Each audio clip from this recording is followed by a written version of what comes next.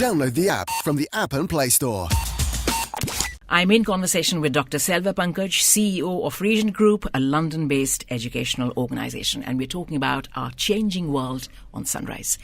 Now, Selva, let's move on to Chapter 2, which is Greener Pastures. This was fascinating, especially the way it was demonstrated what you're trying to get across.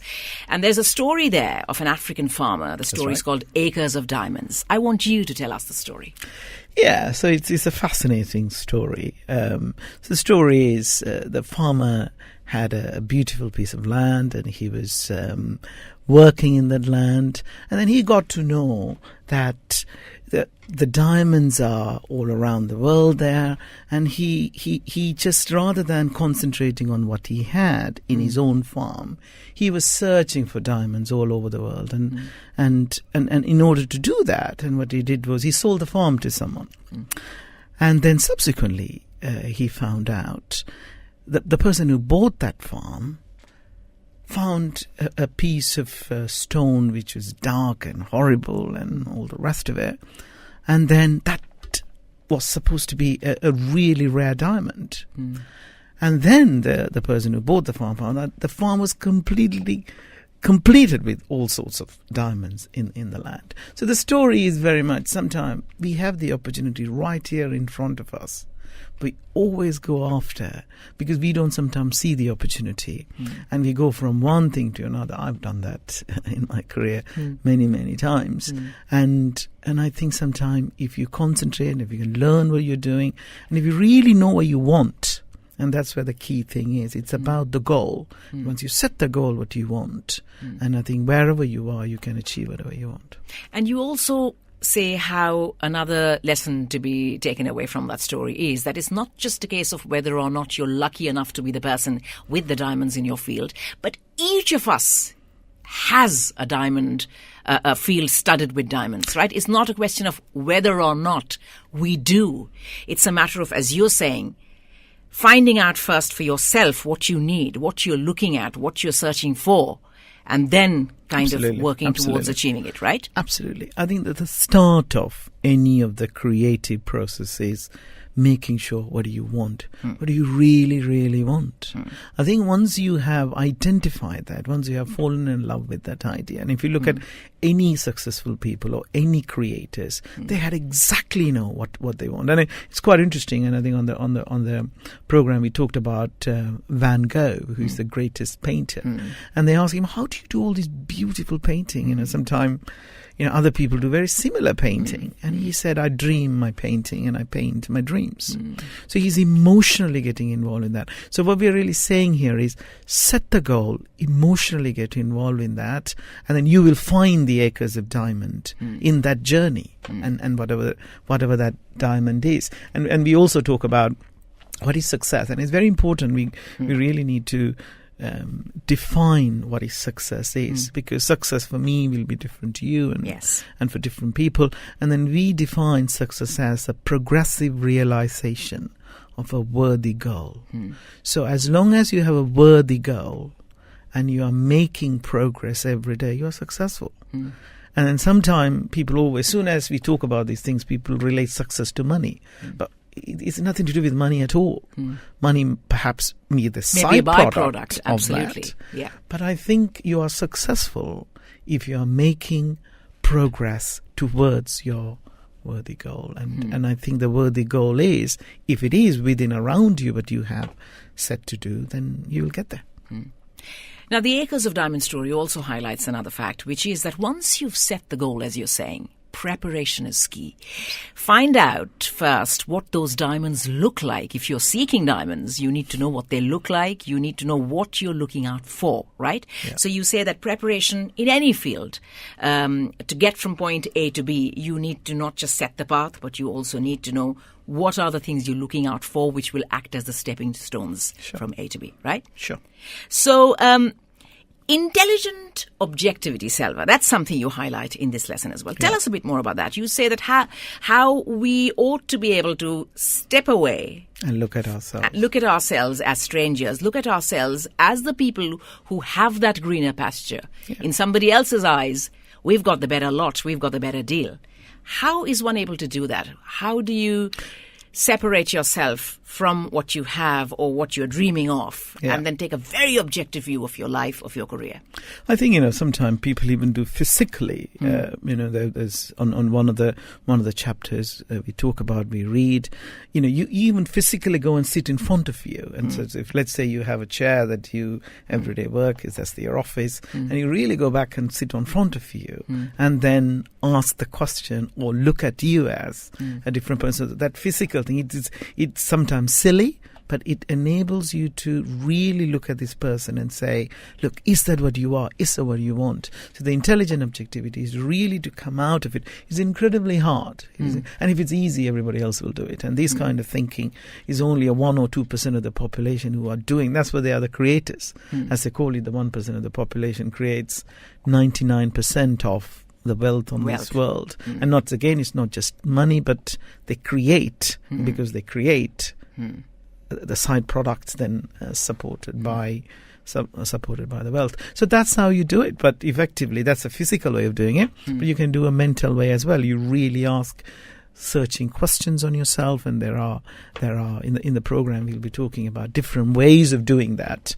And then by doing that, you really identify those issues and you work towards them. Now, I think the next question would be particularly pertinent to, as you were saying, small-scale businesses, those who are looking to motivate their teams.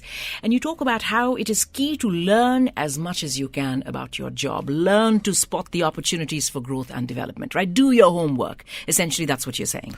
Absolutely. It is so important. In order to be successful in the field, it's very, very important. We need to know our sector very well. We need to study continuously the sector, because I think that's the only way that you can really master what you're doing. But it's also important, I think we need to continuously talk about the law of nature.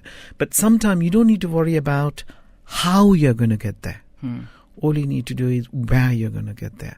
The how will come with the law of nature.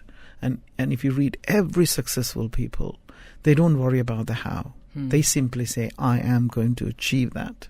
And then the how comes. And with persistence, you keep going through that progressive realization every day. Every day is an important day. And you just do every task is an important task, like what we are doing today. All we got to do is this particular radio interview. We just do it well. We don't need to think about anything else, because we're just sharing the information. So every task and every activity, when you do it, you will get there. But don't even worry about for a second, how am I going to do it? We are creating a UK private university, and there are times, so how am I going to do all of that? But at the time, I'll say, no, let me go and read this. The nature says, don't worry about it, how. You know what you want. Just take every day at a time, and then you do it. And eventually, it's like building a castle, they call it. Every stone you put it together. One stone helps the other stone. And as you're rightly saying, I'm sure you did exactly the same in building this educational institution. You went and you looked at what was around. You went and looked at what was already being offered. You saw possibly what was missing, where the gap in the market was, where you could offer your services, right? And I'm sure that was a big part, your homework, your research in what you were trying to set up. I think it's important. There's two parts. One is this unconscious competence. The other one is consciously then you build upon. I think, to be fair to say, when we first started, I didn't know any of these things. So I think it's sort of naturally, unconsciously, there was a need and we started. And I don't think it's right to say that I researched it, I knew all of that, and that's how it started because there was a need. But then when you are going in the journey, and then when that incident happened in my life, because of my dad's departure and all of that, that made me think. And then I think, how successful people are successful. Is it just a qualification? If I go and get an economics degree, or if I get this, if I get that, am I going to be successful? Or can I achieve? And what is it? So then only the curiosity came. So therefore, I think, when we are reading this information, it's about understanding the laws of nature. That's the key. Would I be right in thinking that most people who are successful, as you're describing, besides having all the qualities that you list, have been through an intense moment in their lives, be it trauma, be it a moment, almost an epiphany where they think, the penny's finally dropped, so this is what it was. This was the trick I was missing. Or could an ordinary person who leads an ordinary life, who's not had these emotional upheavals, would they also be able to motivate themselves as strongly as you said, you were able to when something tragic happened to you? Yeah, I think so. I think what we talk about is this level of awareness.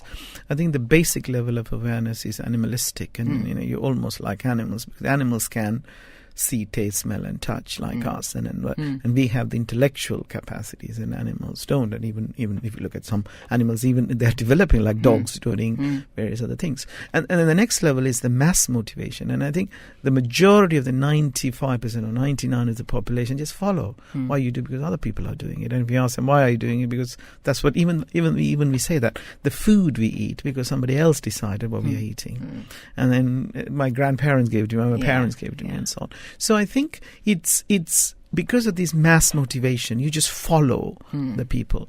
But it's all an individual journey. I think it could be emotional. It could be, there are stimuli, they call it now, what drives certain people to do certain things. And it comes with various different ways. And you can't, what happened to me will not perhaps happen to other person, and you can't mimic that, or you can't make that happen. It's natural. But I think the key is knowledge and education.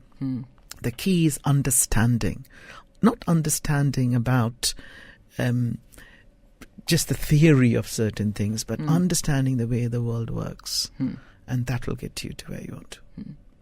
Selva, explain to me, please, what a paradigm is. A paradigm is our conditioning, right? We use the word a paradigm shift in such and such thing with, relative ease, without always perhaps understanding what we're saying. What exactly is a paradigm? And I know that you've listed how it is tremendously difficult for anyone to kind of, change it. You have to work on it. It's not something that's going to happen easily. Very, very hard. Yeah. The best way to define paradigm is a combination of habits which is inherent within our subconscious mind.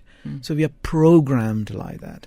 And some of the programming started, it's before even we were born, when we were in our mother's womb. Because as soon as you come out, the program gets started. And that's because of our genetics and because of our environment.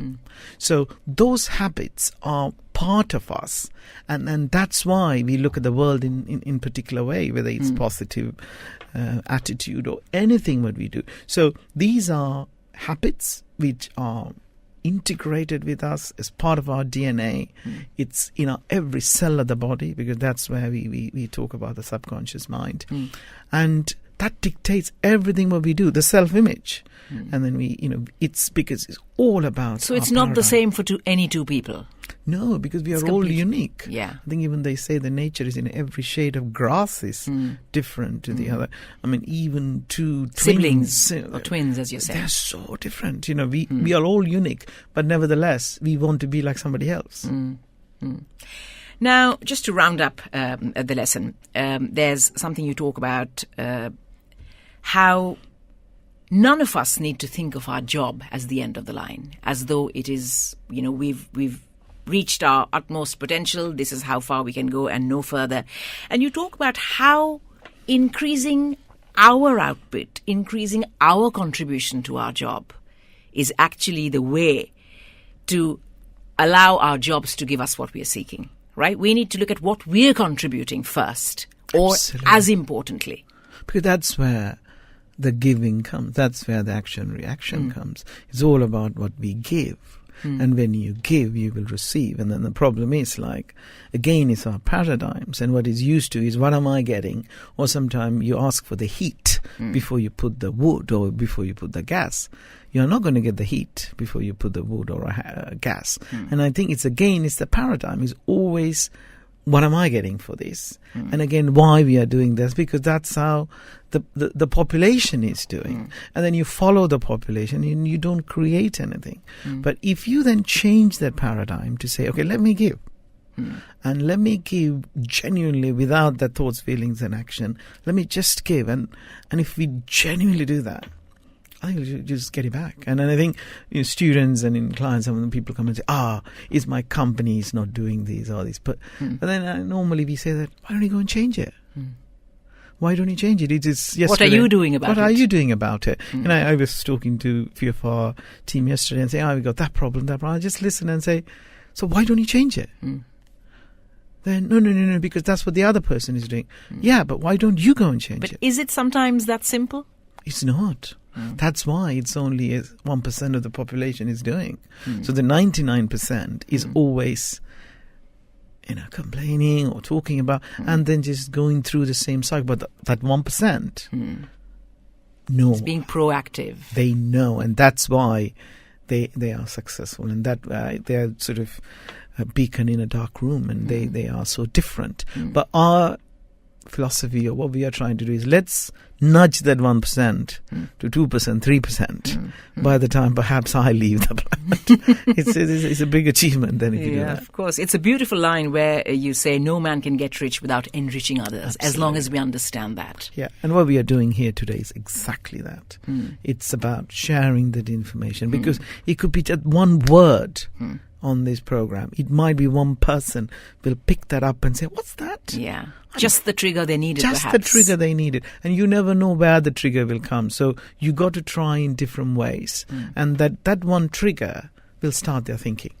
And then that'll change their world. And that could be one person, Steve Jobs, who changed our life. And there are so many people who changed our lives because of, Wright brothers. They just changed our life. So therefore, it's the opportunity to really give the chance. The app available from the App and Play Store.